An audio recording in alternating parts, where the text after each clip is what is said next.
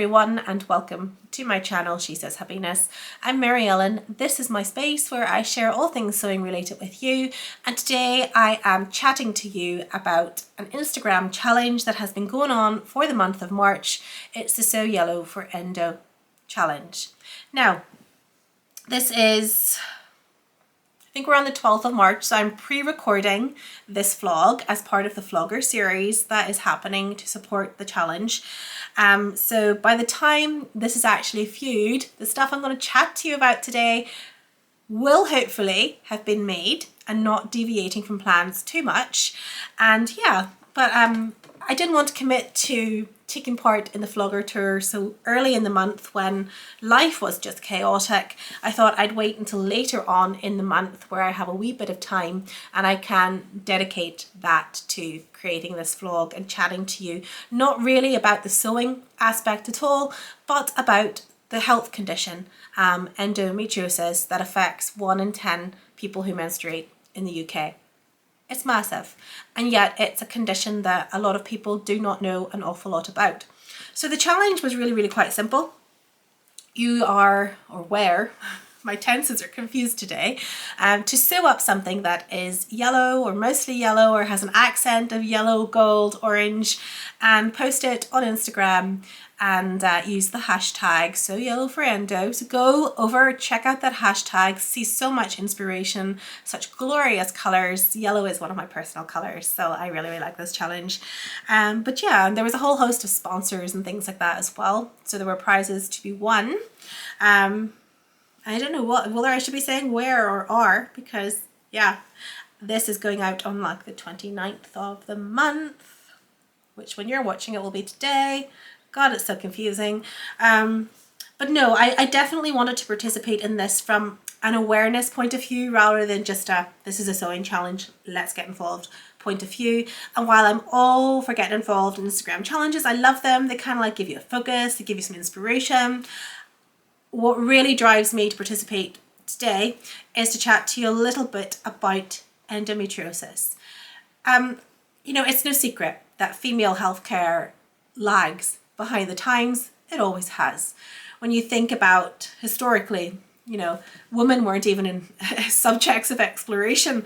They were considered completely unknown, and it was convenient for the female to be unknown for most of history.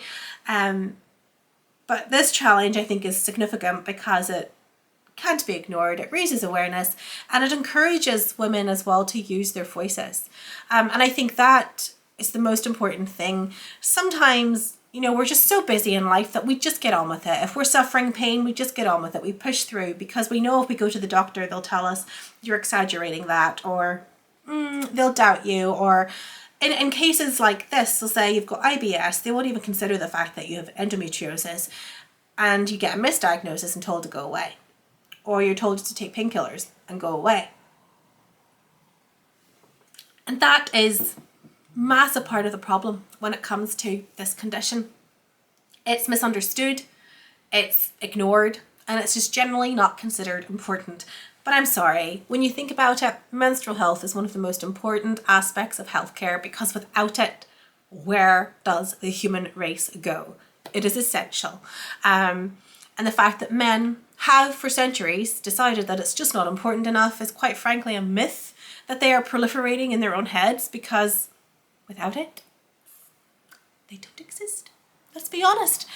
And yeah, I particularly think endometriosis is a really important issue because of that, because of the fact that it is misunderstood, because of the fact that women's pain is not considered all that important, or it's put down to hysteria. Let's think about it, you know? How many hundreds of years have women just been considered hysterical? And in many ways today, we still are. It's like, oh, you're in a bad mood, you've got PMS. Or you say something that's a little bit touchy because you're annoyed or frustrated, and it's like, oh, is your period due? I personally have had people say that to me on so many occasions. So in my line of work, for instance, you know, I may say something that somebody doesn't agree with, and instead of thinking logically about that, or considering the fact that I'm following policies and procedures when I tell them to do certain things, they'll say, oh, is it that time of the month then? And that kind of blasé attitude to women, it still proliferates our society. So it's no surprise that it proliferates in healthcare as well. So endometriosis affects roughly 1 in 10 people in the UK. People who menstruate, and yet it's not given the due consideration or the funding that it deserves. And basically what it is when tissue that is similar to the lining of the womb begins to form in other parts of the reproductive organs or the body in general. So, you know, even when you just think about it in that factual way, you realize that this is not, you know, this is not a little thing. This can have really damaging effects on people. It can cause heavy periods. It can cause extreme pain.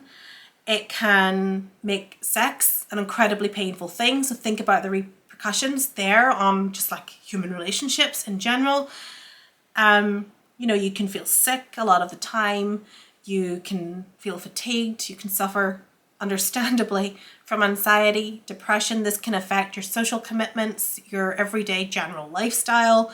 It can cause weight gain, which, you know, we all know is like a massive stressor. And in even extreme cases as well, this can affect fertility. So, I mean, this is not a little thing. This is not something that a doctor should go, just take a painkiller for. This is something that needs to be explored. And yet the real problem is in our healthcare system that you have 1 or 2 specialists who can actually diagnose endometriosis. You know, it takes a specialist to actually look at the images and say that's what this is. Very few people are trained to do it. And when you think about it, it's like 7, 8, 9 years on average for somebody to get a diagnosis of this condition. It's not really acceptable, is it?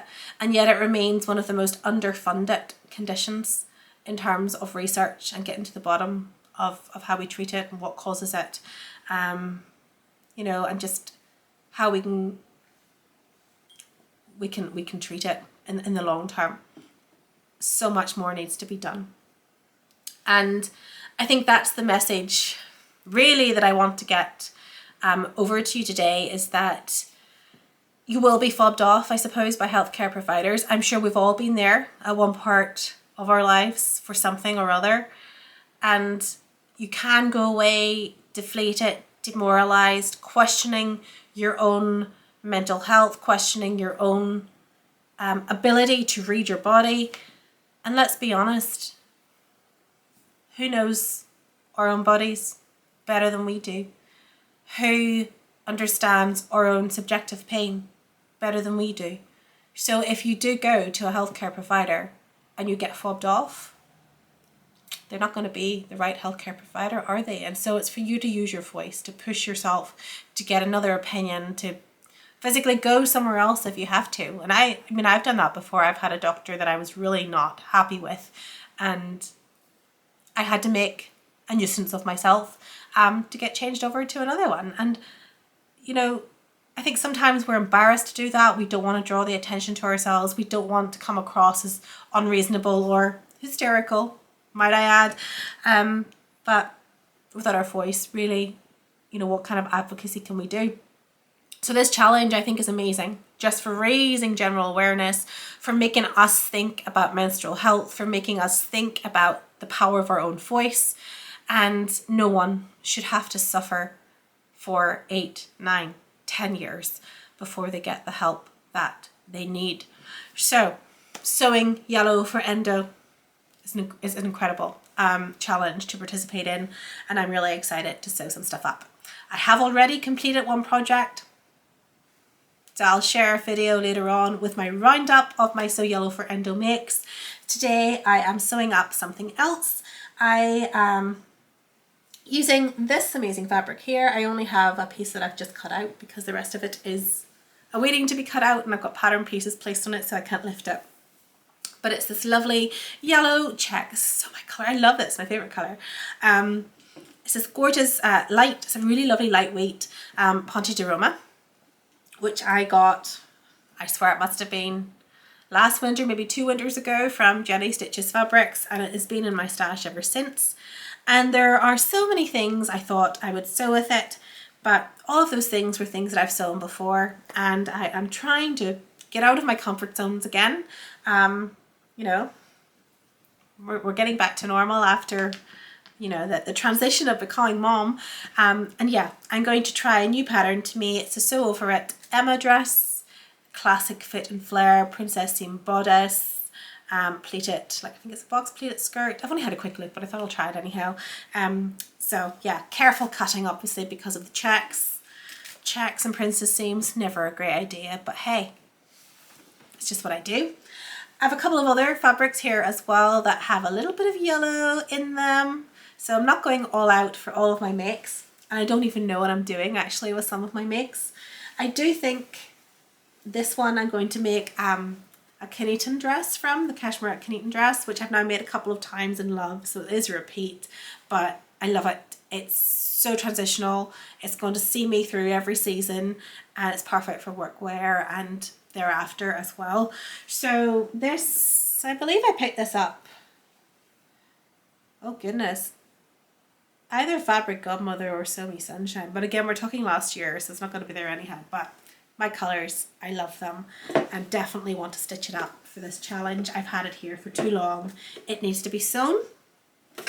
And the other one I've got, which just has pops of yellow, is my, don't judge me, it hasn't been ironed yet, it just got like pre-washed and then stuck in a corner, is this lovely Lady McElroy, which obviously just has the flashes of the yellow there for the blonde hair.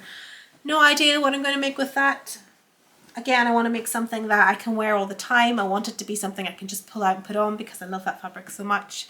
But yeah, we'll give that a little bit more thought before we stitch it up. A couple more fabrics that I've pulled out. Now, whether I'll get all of these sewn up, you know, but I like options. This I have out for Henry. So we have little accents of yellow in there, and of course I've got the ribbing, which gives me the yellow. I'm going to make some PJs for that.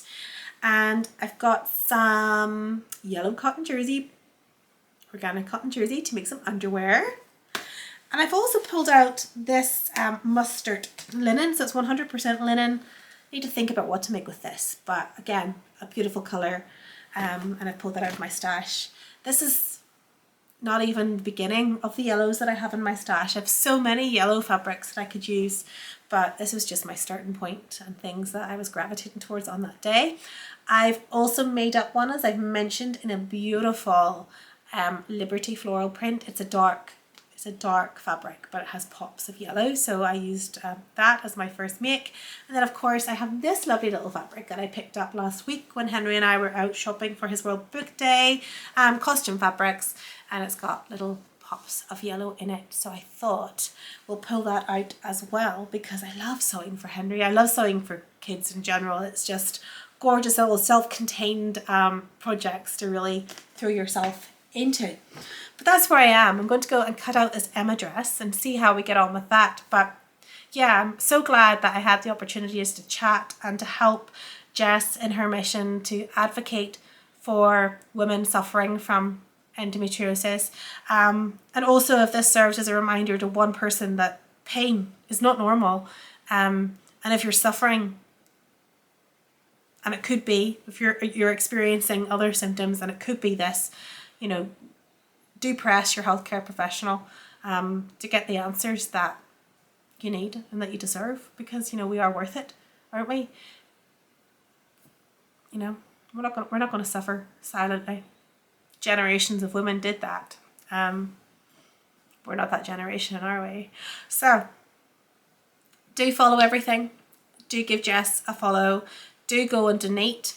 And I'll pop the link below to the Just Giving page and help with the research into this condition. So thank you again for stopping. Thank you for listening. Sorry if I was a little preachy, but I do get very passionate about women's issues in general, about female reproductive health, menstruation. I'm working on a project at work at the moment in this area as well, and it's something I do care passionately about, is you know, the gendered experience that we have.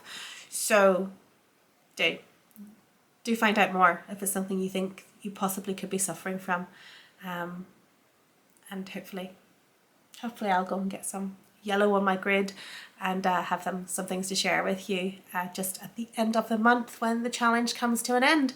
So chat to you all soon. Thank you for stopping by. If you're not a subscriber to this channel, please consider subscribing to my channel. I love having you here, and yeah, hit that little bell and you'll get notifications when I next post my videos, and you'll be able to see what progress I have made. So take care, happy sewing, and I will see you all again soon. Bye.